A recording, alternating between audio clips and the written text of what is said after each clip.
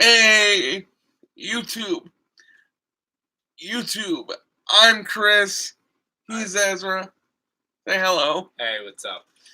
Today we are starting a weekly wrestling podcast, vlog, whatever you want to call it. Podcast, yeah. I would say like video podcast, yeah. Yeah. Truth be told, we don't know. We are gonna run down some topics in professional wrestling. Ezra's a very big pro wrestling fan. Big. I'm a very big pro wrestling fan. I have gone #all elite. But we're gonna talk about everything. The good, the bad, the ugly. Yes. And I probably should have added into our outline. We should talk about how ridiculous this Lashley Lana angle is. Alright, so here's the thing with the Lashley Lana angle to our outline. We should talk about how ridiculous this Lashley Lana angle is. Alright, so here's the thing with the Lashley Lana angle that I'm not a huge enemy against it, or like I'm not that against it, because if you look before it, Lashley and Rusev weren't doing anything before, and now they are people can't stop talking about them. And I personally love Rusev. I like Lashley a lot, and any attention that Rusev and Lashley can get, I'm totally positive for it. The angle is a little ridiculous. I mean, the fact that she's with Lashley because Lashley said that Rusev cheated on her, and she believed Lashley, not thinking and saying that he doesn't lie. That's ridiculous, but it is a storyline. They have done this in the past. Personally, from my point of view, as someone that is looking at this from another angle, I would agree that Lashley definitely should be kind of like him and Drew McIntyre. I don't feel have been elevated to a level of like main eventers, and that might be on them. I think that's also like not putting them in positions of main event matches. Like you could have number one contender matches where they fight in a lot, but they don't seem to do it. They just book them in angles like these. Yeah, 3 matches that I really want to see: Lesnar versus Lashley, because I think that could actually be a good one, and it could force Brock to work. Definitely. Number 2 would be Rey Mysterio and Ricochet. I think it's 20 years too late. I mean, but I still think it could happen. During the I was huge into Lucha Underground, and we got that match. Sorta it was Rey versus Prince Puma. Yes. But that was amazing. And didn't they have like a Survivor Series kind of match where it was supposed to be Ricochet versus Rey? I might be wrong on this. Yeah, but I also think it would be beneficial for the younger WWE universe. Yes. To see 2 guys that have basically the same type of style. I'd go so far as to say Ricochet is more high risk than Rey is right now. Definitely. Due to his age and whatever. But I really do want to see that match. Whether we get it, I don't know. But I also really want to see Drew McIntyre versus Adam Cole. Okay. I think that would be... I'm going to say it right now. I want to see Adam Cole versus everyone. That guy, not only his matches, but the build up to the matches. Like, if you could build a match in 3 weeks, less time, maybe even 2 weeks, Adam can call a match in 1 week. Just like promo, how he addresses the other person. He had that one match for the vacant NXT title match, but the match before him and Gargano in general as a performer is unbelievable once in a match. So him against anyone, he could be against the Fiend. He's going to be against the Fiend and Brock Lesnar this Survivor Series. Yes. By the way, guys, if you can hear us, let me know, because the bar is kind of not going up, so I want to make sure that you can hear us. Just press 1 on the keyboard if there's someone watching live. I'm going into the sound preferences now, and I'm gonna look. We're not going away. We're just minimizing for a second here. These things are never without tech problems, are they?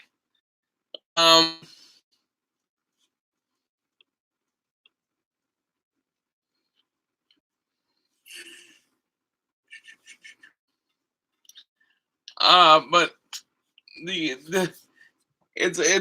good that you segue right into Survivor Series, because that's really what I want to talk about here.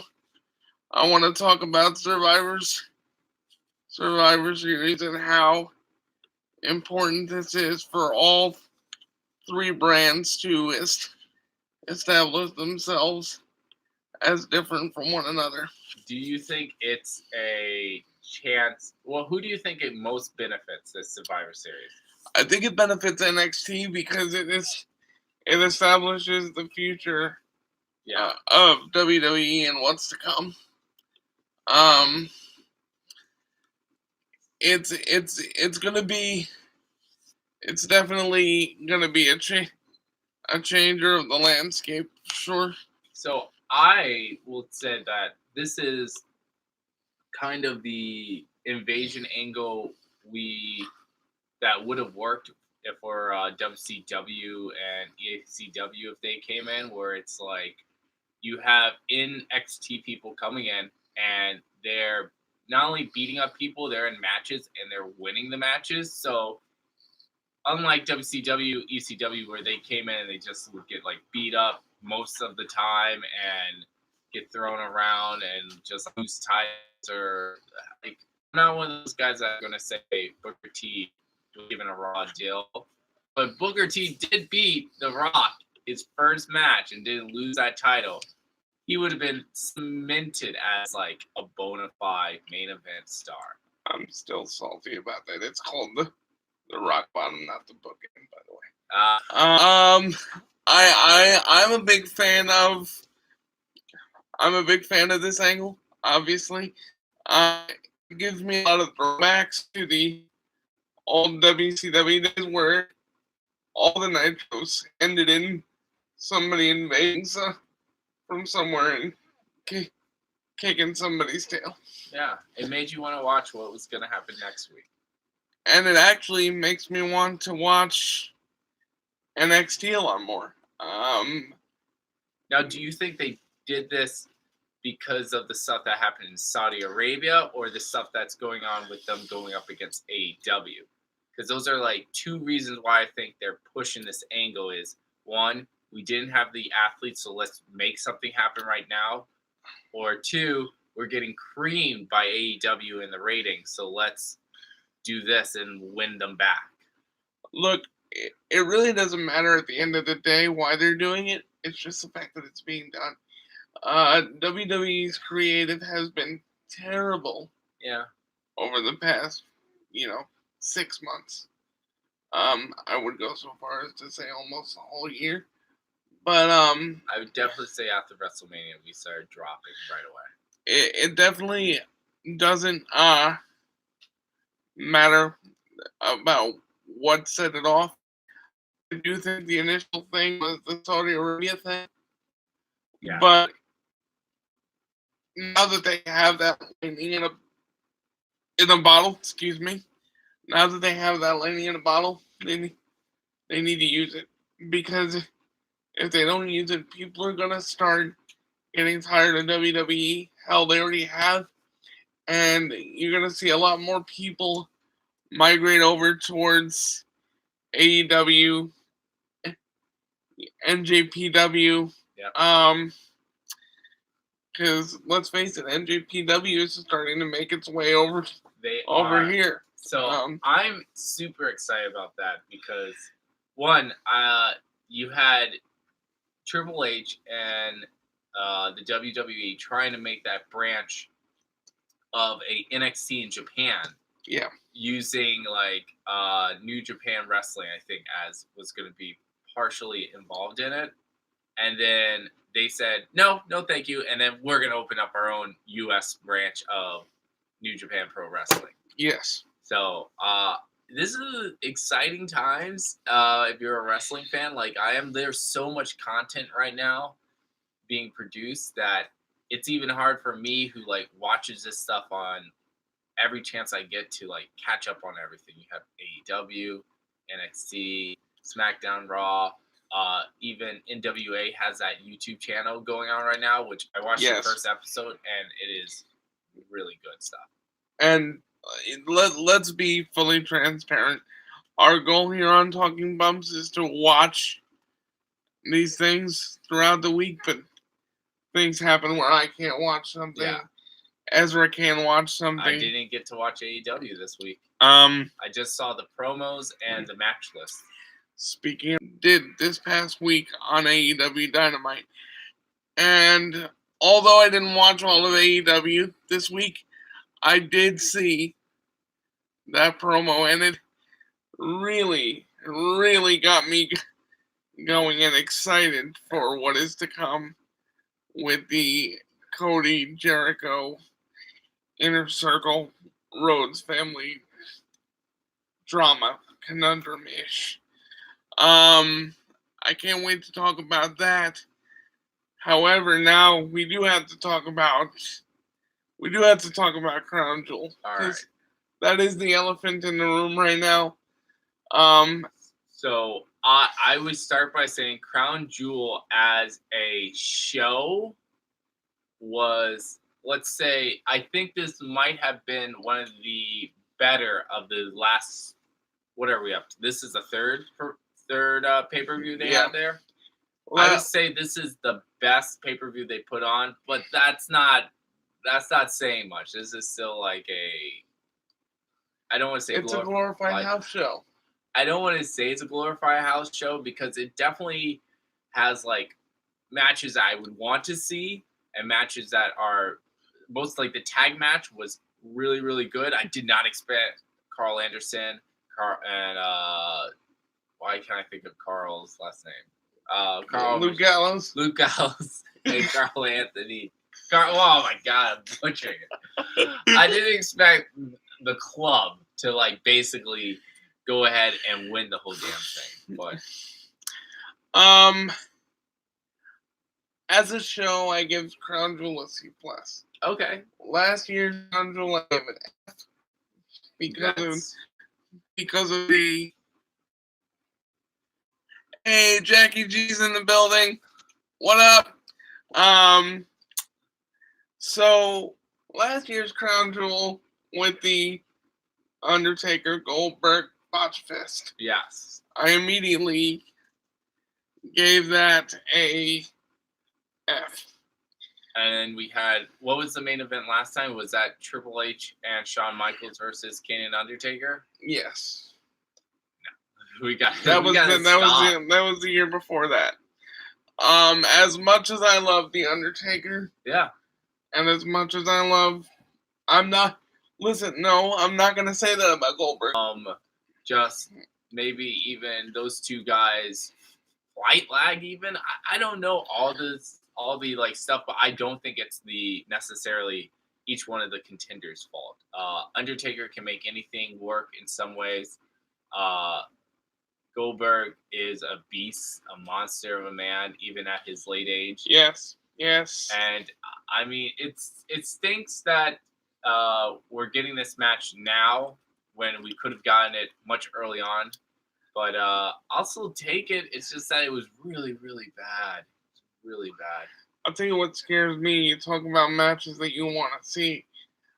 I keep hearing rumblings about Undertaker and Sting and future WrestleManias. And listen, and I want to be like completely honest. I love the idea of. I was like saying the only reason I'm doing this is for the money, and while I'm watching, it's like, guys, there's not enough money to put yourself through this kind of pain that you're going through right now. Like, just you're both hopefully well off. Just let it go. Let's end this.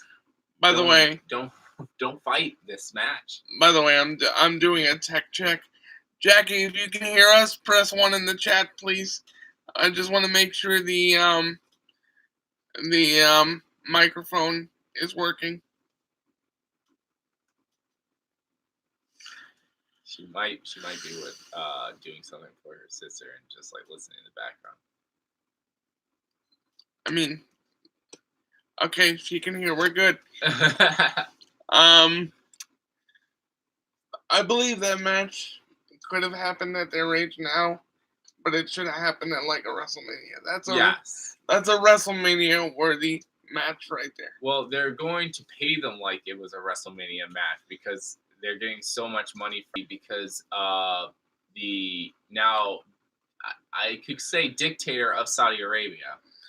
I can't remember his 3 syllables for his name, but he basically is a huge wrestling fan, but he's like a huge old school wrestling fan. So like when they were like first coming to Saudi Arabia, I remember him story coming out saying that he wanted as the main event Undertaker versus like Yokozuna and maybe even Ultimate Warrior. And it's like, dude, you could get Undertaker. We would have to go get a shovel and find the gravesite of like 2 of these guys. But you know, it's so India has like a up and coming wrestling scene.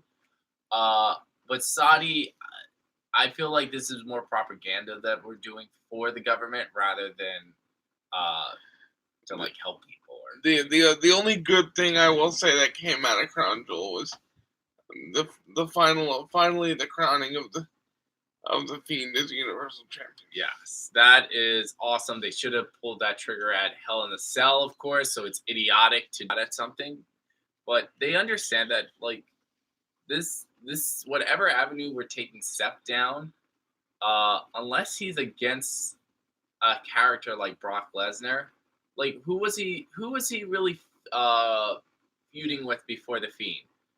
Baron Corbin. Yeah. It was Baron Corbin and Lacey Evans, and they were trying to build Becky Lynch and right a couple, and it's kind of sickening that they would use it in real life. Yes. Relationship. All we on this particular on Jewel before we go on to Seth Rollins slow burn. Yeah, burn it down. I just got that. So we need to talk about the wrestlers that are upset with WWE over the whole Saudi Arabia.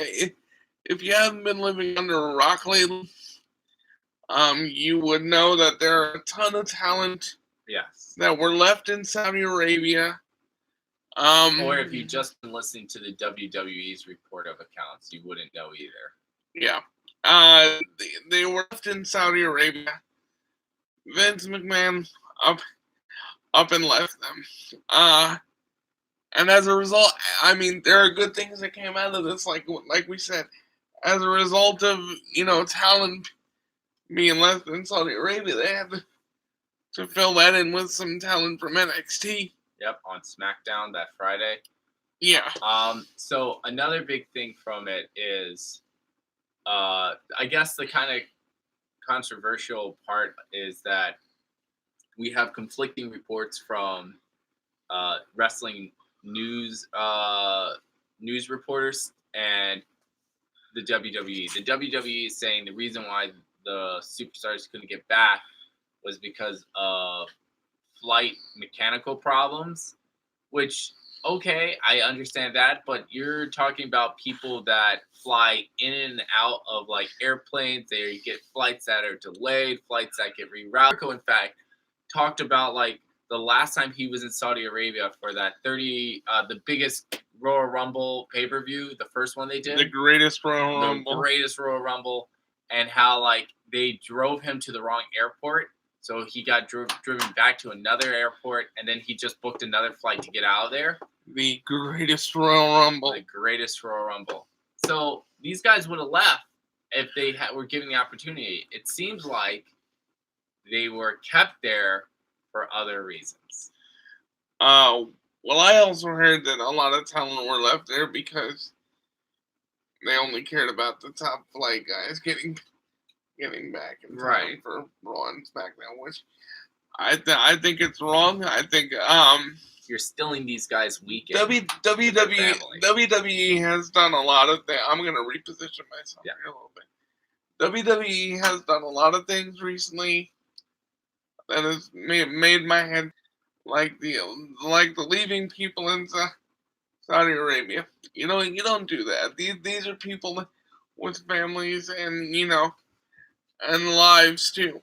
And there have been reports that some people want to even unionize. I know people don't want to use that word because it's so.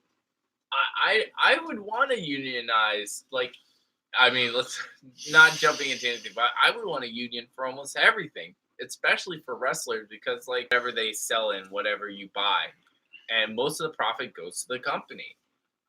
If they get hurt, if they get injured, WWE always talks about how because this isn't a big thing. Not to point out other things that happen, just it could happen. I mean, that's faulty, but yeah, it should unionize. That being said, Ezra, I know you heard of some talent names that don't want to go back. So yes, I know Cien Andrea. Oh my god. Andrade said that on his Twitter, and I heard like even more guys were saying stuff on their Twitter, but they deleted it or took it down. Andrade said that he didn't want to go back. The biggest one I remember actually catching was Carl Anderson was like saying, "Oh, finally getting on the flight, finally getting home," because he goes to his family whenever he gets a chance. And I did read about that. I also heard rumblings of Roman Reigns now wanting to go back, which is another huge star. Daniel Bryan already says that he doesn't want to go, but his reasons for not wanting to go are more because of political reasons. Yeah. Not saying he's wrong, but personally, I think it's a cash grab, and I don't think we need to be there anyway. Yeah. I thought, okay, I did think it was groundbreaking for them to have the first ever women's match. I'm not even like, all right, that was a pay-per-view, whatever. What are we doing for the rest of the year? And then, like, not even a couple months later, we hear, oh, we're doing it again. I was like, this is kind of forced. This is kind of rushed. This is kind of fast. Well, look, I'm going to address the elephant in the room. Vince McMahon is a Republican. Vince McMahon also likes money. So the minute he gets money thrown in, call the man a dictator, because I truly don't know. I don't watch the news. I think it's all depressing. I was all goo goo gaga. Yeah. I don't think it's right that we treat these entertainers like just meat slabs, and we just send them anywhere just because we're getting a couple of extra dollars. So, on like kind of moving away a little bit from the Crown Jewel, but the Crown Jewel did give us this SmackDown of NXT invading, and then I guess the Raw invasion too of NXT stars coming in, and now we have NXT versus Raw versus SmackDown for Survivor Series. This is the topic I have been waiting to talk about. There's so many future storylines that can come out of this. Never mind the one-time pay-per-view thing. Yeah. I mean, look, we're no one even is talking about the fact that AJ Styles and Finn Balor are now starting up. They seem to be on this same page and look to be starting up the Bullet Club here in WWE, which WWE has said before that they would never use the name Bullet Club because of their family-friendly direction. Plus, it's basically, I guess they would get in lawsuits with New Japan a little bit too. That's basically something New Japan, it grew and became a thing in New Japan wrestling. They're not just going to say, hey, all right, you have our talent. Are you just going to start stealing all of our ideas for what we did originally? Even though Bullet Club was a battle between the two of them for leadership. Yeah, which we haven't gotten in the WWE yet, but if you haven't been living under a rock, you know we had it in New Japan like two or three times already. Yep. We had it with H.O.D. and not really so much Finn. Finn kind of just left, but the Young Bucks turned on Finn. I mean, look, WWE has become a breeding ground for recycled storylines. Yeah. I would also say, all right, so if we get the Bullet Club, awesome. I would love to see like kind of OG style of like 4 guys, kind of like, and they are a core group. I would love to see another core group like the Bullet Club, just 4 guys, Finn, AJ, the OGs, and just have them run roughshod, get all the titles on them, like kind of how the Undisputed Era is right now. Some high impact guys in WWE. I would also really like to see some Japanese talent that they would use properly. If they couldn't use Kenta, and they could how they used guys like Takamichi Noku and Funaki. Like, I mean, Takamichi Noko was probably he had a couple matches, like his match against Triple H, his run as a cruiserweight for a little bit, really, really talented. But then it's like with everything, if they don't feel it's working, if they don't feel like you're sticking and you're a foreigner, they instantly make you a joke. They instantly look at Rusev. He became in a feud constantly with his girlfriend, breaking up and going with Dolph Ziggler, going over here, going over there. Well, look, the same can be said for people of color over in WWE, right? There hasn't been a true African American champion in a while, putting aside Kofi Kingston won it for like a month. He was champ for longer than a month, but yeah, he was. And Kofi should have. I don't want to say he should have got it, because that like infers that he didn't deserve it. Like he deserved it, but like, what is it to really deserve it? Like Daniel Bryan, you look at, he deserved it. Maybe a lot of our African American athletes into a Titus O'Neil kind of character. Titus, and by the way, this is no disrespect against Titus. Absolutely not. He is awesome at what he does, but like Titus's whole like gimmick, I feel a legitimate push. He's the Heath Slater of that demographic, if you will.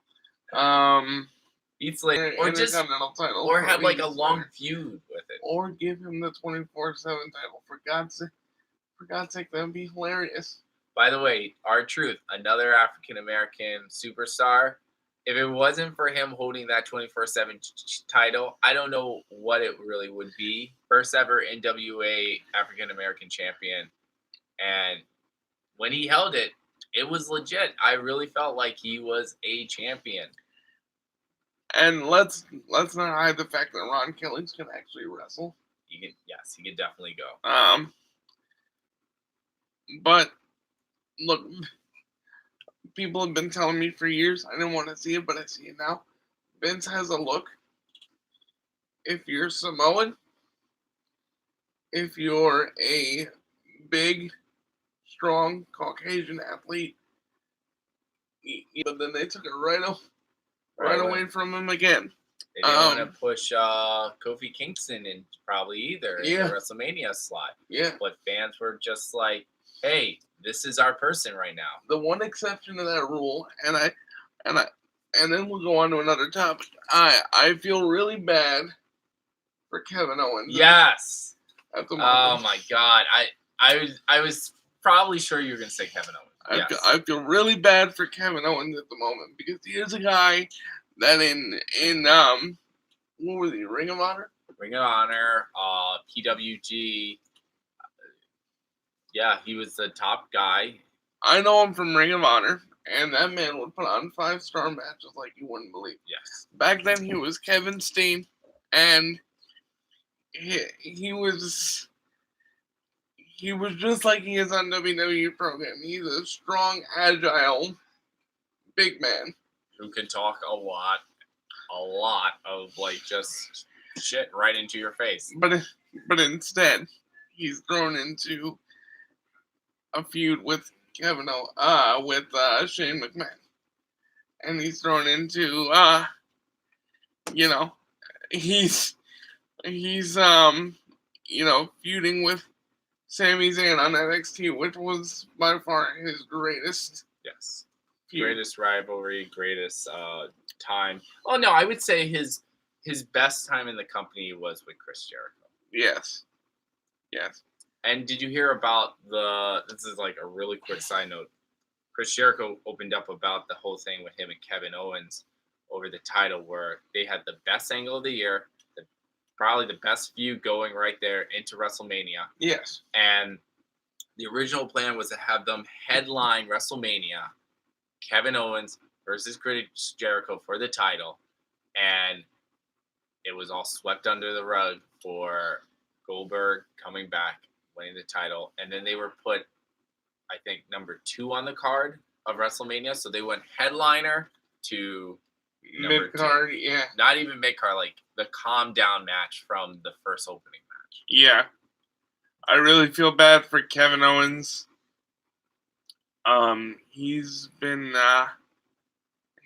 swept under the rug, and he should really be one of those people that considers a move to anywhere else as soon as possible. Do you think he was swept under the rug, or do you think that this place is too crowded? As in, like, you have Kevin Owens, you have Antonio Cesaro, who is dynamite. You have Ricochet, you have Aleister Black, Drew McIntyre. You have all these guys who really should be at this push of main event level that are just not being pushed there. Is it too? Don't like bigger guys. The fact that Baron Corbin has a main event title match on his slot, and you look at a returning Drew McIntyre, or you look at I can't say Rusev. Rusev had that amazing main event against AJ Styles, which was totally rightfully given, but once again, only happened because the fans pushed for it. Yep. But you have these guys that you want proof that Vince McMahon doesn't like bigger guys. Look at how fast Samoa Joe was at the peak of the title shot, and now look where he is right now. And if you look at that, made that AJ Styles versus Samoa Joe thing happen. And look, I have seen Samoa Joe's work. Yes. Back in TNA. It is absolutely criminal. Yes. So one other thing, and I totally tangent us onto this. Yeah. Off of it. So we had also coming up now is we have Survivor Series coming up. But because of that, you were saying earlier, NXT, I'll say it is a problem because not that like NXT was always put on the best shows. And I felt like, all right, if they're putting on the best shows, they have the best content. If they're like having people put on these amazing matches and really flourish and gain fans better than like, I don't know. It's a tough situation because like I want a developmental guy to be there to get better. But if you're putting, and it helped them, Finn Balor, Shinsuke Nakamura, Kenta, Kevin Owens, Sami Zayn. So this is its own brand. It is its own brand. I think Triple H, it's his responsibility as the developmental. It's now just a division in WWE, and it's a division of younger talent. It has no bearing on how good or bad these guys are. It's just the fact that they're younger, and that they can do more high octane things. I would also then say like we should do what they're doing now more. Of Finn Balor's in NXT, AJ Styles went to NXT. Like some of these top guys, like I said, I think Triple H needs to just say that, look, this is not a developmental thing. I need it. And just say that NXT is their own thing. There's no harm in that. There's no harm in that. Is because NXT is running on the same time as AEW on TNT. We have Cody Rhodes giving probably one of the best promos of the year on AEW. Basically selling us on him versus Chris Jericho. Yes. But before we get to that, I don't think we talked about Seth Rollins. Oh, okay. Slow burn. So what do you mean by slow burn of Seth Rollins? I mean that it's not I'm not catering to the fans anymore. You know, they cheered for a guy that, he was a serial killer. Choked out a bunch of legends. Yeah. And they hated the way Hell in a Cell finished, rightfully so. Because anyone knows, if you watch wrestling, if you watch WWE for longer than, 10 years, you don't end the... I think we're going to see Seth Rollins do something like Bret Hart did in 97. The double turn. Yeah, he's getting booed when he comes out now. I mean, yeah, this might have started at Hell in a Cell, but once again, this is WWE's Brock Lesnar. I am now the Beast Slayer, and I'm going to say burn it down all the time. And I'm dating Becky Lynch. Which the fans are kind of souring towards her now, too. A little bit, but that's always going to happen to some degree, I feel like. I feel like this new triple threat, her, Bayley, Shayna, that could really save her as a babyface for a little longer, but she's going to have to lose that title and go back on the surge, and she's going to have like heel turn is going to be slow. I would love for it to be slow, like even drawing out, like even how the New Day went heel, where they were getting booed all the time, but they were so baby face, like, hey, what's up, guys? We're friends. We're here to like have a good time. And then it happened very slow, where they weren't addressing the fans. They were just saying, hey guys, we're here. And then one day no, we're gonna cheat to win. By the way, I hope he takes as much time as he can recuperating, because his content on Instagram and YouTube since he's been like out injured has been written for it. Cody Rhodes is on a very interesting journey at the moment. He's the figurehead of a company, but he's also earned a title shot against Le Champion. Le Champion. Which, again, I love everything Chris Jericho does. That's just brilliant. Cody Rhodes cut a promo this past, this, that, and the other. And then Cody turned around and said, you're right, it's hard being the WWE. He was my favorite superstar because he was just coolest. And I programmed during this are now his biggest block of not only fan support as he's in AEW now, but also maybe in Fox. Me feel really old, by the way, because I grew up watching WCW.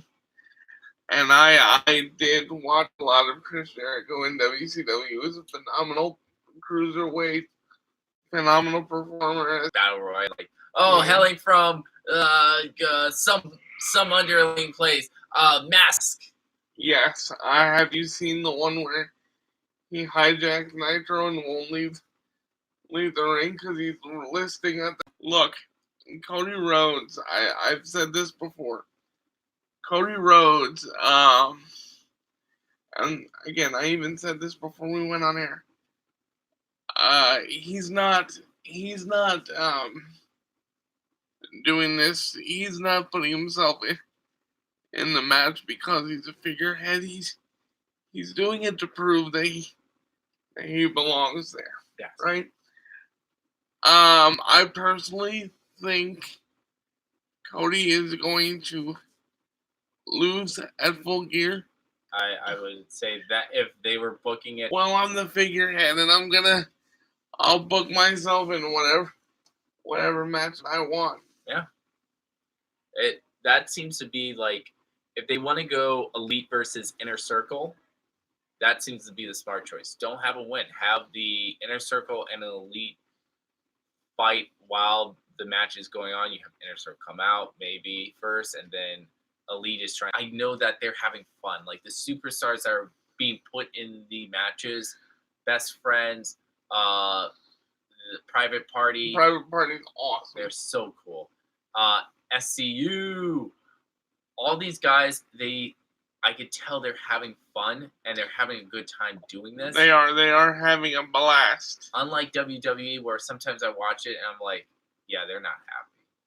They're not. They don't want to. They don't want to do that. They want to be there, but they don't want to do that. I want to eventually see the revival in AEW. I think they would flourish. Yes. You could do a whole 6 months of just Young Bucks revival. Look, I mean, let's hope AEW has smarter creative than WWE does. Yes. To him, at the end of the WWE career he had there, he sounds better than that. Way better. I mean, it puts me in all the feels too. Yes. The only thing that would make it better is if they got Mike Tenay as a fourth man. There are some opinions and some thoughts, but I enjoyed it. I had a lot of fun. Do you have a YouTube channel or social media or anything like that? No, I don't follow me. If you know me, unfollow me, like Big E says. I'm just around. I'm here as Chris Friend and a wrestling fanatic. All right, so this is gonna be our thing. We're gonna try and do this weekly, because there's so much content, as you said. We have to just handle this as we see fit. We hope you enjoyed this show. We love you. I know I love you. I don't know about him, but I love you guys. I only love my mom in my bed. I'm sorry. There you go. Fivers. 5 out. We'll see you next week.